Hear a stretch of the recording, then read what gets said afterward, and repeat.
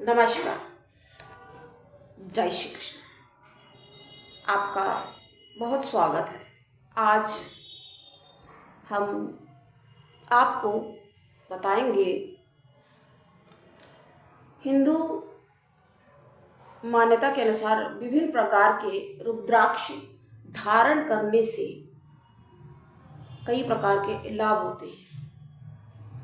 और आपने देखा होगा कि हिंदू धर्म में अगर कोई है तो अक्सर वो पूछे, किसी से पूछे या ना पूछे, और अपनी ही मर्जी से रुद्राक्ष धारण कर ही लेता है।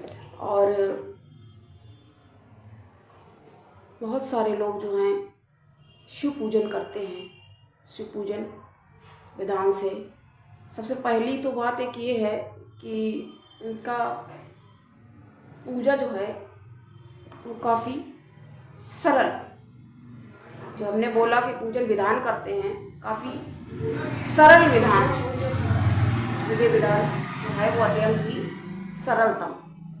तो हम रुद्राक्ष के बारे में बात कर रहे हैं कि रुद्राक्ष विभिन्न प्रकार के लाभ देते हैं। तो कौन कौन से लाभ देते हैं और कौन कौन से रुद्राक्ष धारण करने चाहिए।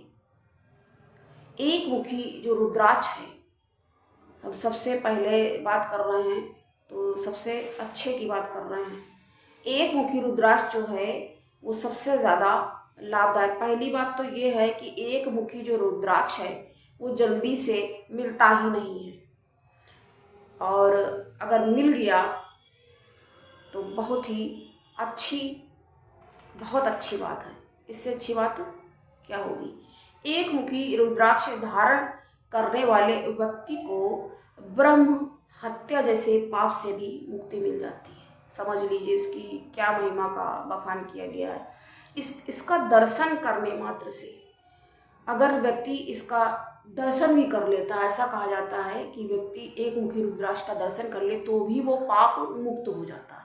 मतलब सबसे ज़्यादा अगर किसी का कह सकते महिमा मंडन है या जो भी है, बहुत ही ज़्यादा एक मुखी रुद्राक्ष को सर्वाधिक महत्वपूर्ण, सबसे ज़्यादा महत्वपूर्ण माना गया है। तो हमने एक मुखी के बारे में जाना। एक मुखी गोल दाने वाला रुद्राक्ष कहाँ पाया जाता है? यह नेपाल में पाया जाता है।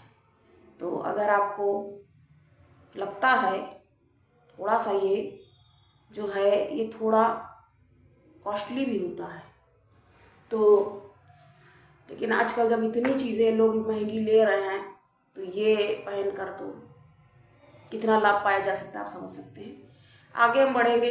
दो मुखी रुद्राक्ष, ये जो दो मुखी रुद्राक्ष माना गया है ये शिव और पार्वती का रूप माना गया है। तो जब आप शिव पार्वती को अपने साथ में रखेंगे, पास रखेंगे, तो क्या होगा?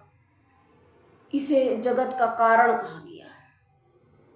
इससे गौवध जैसे पापों से भी निजात मिल जाती है, उनसे भी मुक्ति पाई जा सकती है। गौवध जैसे पाप भी क्षीण हो जाते हैं। बताइए, मतलब एक गाय के लिए, और ये दुर्लभ वस्तु है, मतलब एक गाय जिसमें कि 33 करोड़ देवताओं का वास माना जाता है, उसका भी यदि वध हो गया है किसी गलती से या जो भी, उसका भी पाप क्षीण हो सकता है। ये कहाँ पाया जाता है? ये नेपाल में पाया जाता है।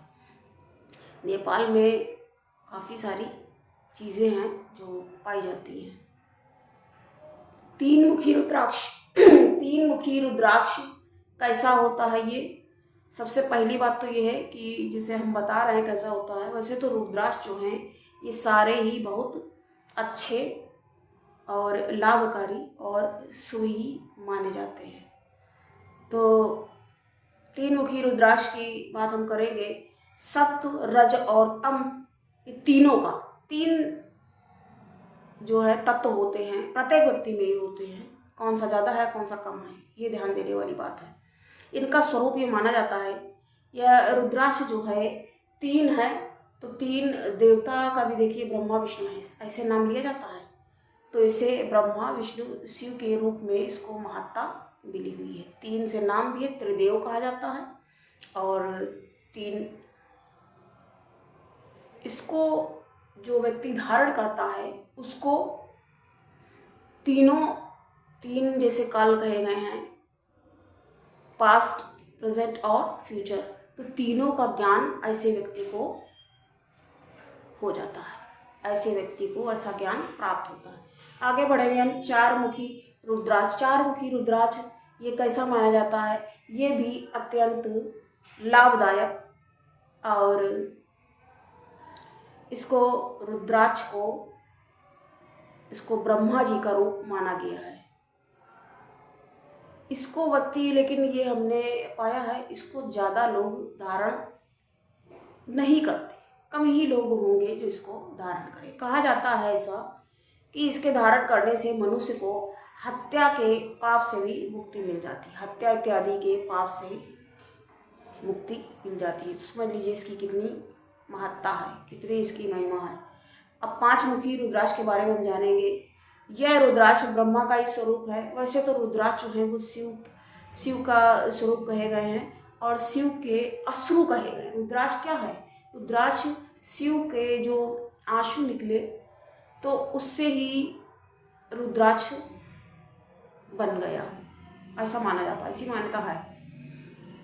इसको धारण करने से सभी प्रकार के दोष दूर होते हैं और पाप दूर होते हैं। इतना महत्वपूर्ण है ये। लेकिन हम आपको बताएंगे प्रिय दर्शकों एक बात, कि ये जो 5 मुखी रुद्राक्ष है, ये जो इतने रुद्राक्ष हैं उनमें सब में सस्ता ये माना जाता है। जो आपने देखा होगा कहीं पे भी नुक्कड़ पे, कहीं पे भी कोई दुकान वगैरह लगी है, ये आपको सरलता से, सबसे ज़्यादा सरलता से ये आपको कहीं पर भी उपलब्ध हो जाएगा। यूपी में, कानपुर, लखनऊ, जहाँ पर भी बहुत आराम से मिल जाता है, और ये सब में सस्ता भी होता है ये, क्योंकि ये बहुत ज़्यादा संख्या में पाया जाता है। सबसे दुर्लभ जो है वो हमने आपको शुरू में बताया, वो 1 मुखी, सबसे महत्वपूर्ण भी 1 मुखी है और सबसे ज़्यादा दुर्लभतम भी 1 मुखी रुद्राक्ष को माना जाता है। तो हम बात 5 मुखी तक कर चुके हैं। 6 मुखी अभी लग नहीं रहा जी, एक काम करने को पूरा भी हम ये कर सकते हैं, पूर्ण कर सकते हैं ये कार्यक्रम, लेकिन ये काफ़ी ज़्यादा लंबा हो जाएगा और जो हमारे नए दर्शक होंगे उनको ये कार्यक्रम फिर लंबा लगेगा, तो हम इसको 2 पार्ट में कर लेते हैं। 6 मुखी रुद्राक्ष के बारे में आपको बताएंगे आज। आप जानेंगे 6 मुखी जो रुद्राक्ष है, ये जो शिव जी के पुत्र हैं कार्तिकेय जी। 6 मुखी रुद्राक्ष कार्तिकेय जी का स्वरूप माना जाता है। देखिए, जब किसी का शुक्र इत्यादि जैसे बलहीन होता है या कमज़ोर होता है तो उसको 6 मुखी रुद्राक्ष धारण करने की सलाह दी जाती है। वैसे हम ज़्यादा ये धारण करने की सलाह नहीं, क्योंकि अगर किसी एक को बता दो, दूसरे मान लीजिए पता चला और उसको ना बताओ तो वो कहेंगे इनको तो बताया, इनको क्यों नहीं बताया गया। व्यक्ति के लिए जितना कम से कम, हमारी तरफ से तो ये रहता है कि जितना कम से कम उपाय इत्यादि करें वही ठीक है। तो हम 6 मुखी की बात कर रहे हैं। इसको धारण करने से अनेक तरह के चर्म रोग, हृदय रोग, नेत्र रोग, ये सब दूर होते हैं। इतना लाभकारी भाई। कार्तिकेय जी वैसे भी इंद्र ने इनको सेनापति बना लिया था, तो बहुत ज़्यादा शक्तिशाली हैं कार्तिकेय जी। कार्तिकेय जी स्वयं जो हैं ये शिव के पुत्र हैं, तो समझ सकते हैं यहाँ से कैसे शक्तिशाली नहीं होंगे, और ये अत्यंत लाभकारी करता है। कौन सा रुद्राक्ष की बात हम कर रहे हैं? 6 मुखी रुद्राक्ष। अब हम आगे बढ़ेंगे 7 मुखी रुद्राक्ष। 7 मुखी रुद्राक्ष कैसा होता है? इस रुद्राक्ष को 7 आवरणों का स्वरूप माना गया है। इसको धारण करने से सुख की प्राप्ति होती है। समझ लीजिए, प्रत्येक व्यक्ति सुख चाहता है, इससे सुख की प्राप्ति होती है। आज हमने यहाँ तक जाना। इसके आगे जो अभी एक सबसे इम्पोर्टेंट गौरी शंकर रुद्राक्ष, आगे के भी जितने हैं हम सबके बारे में बताएंगे, आगे चर्चा करेंगे। लेकिन आज हम इस चर्चा को यहीं पर विराम देते हैं, अपनी वाणी को विराम देते हुए ये कार्यक्रम यहीं समाप्त कर रहे हैं। पुनः आपसे मुलाकात होगी, तब तक के लिए अपना बहुत ख्याल रखें और मुझे दें इजाज़त। नमस्कार।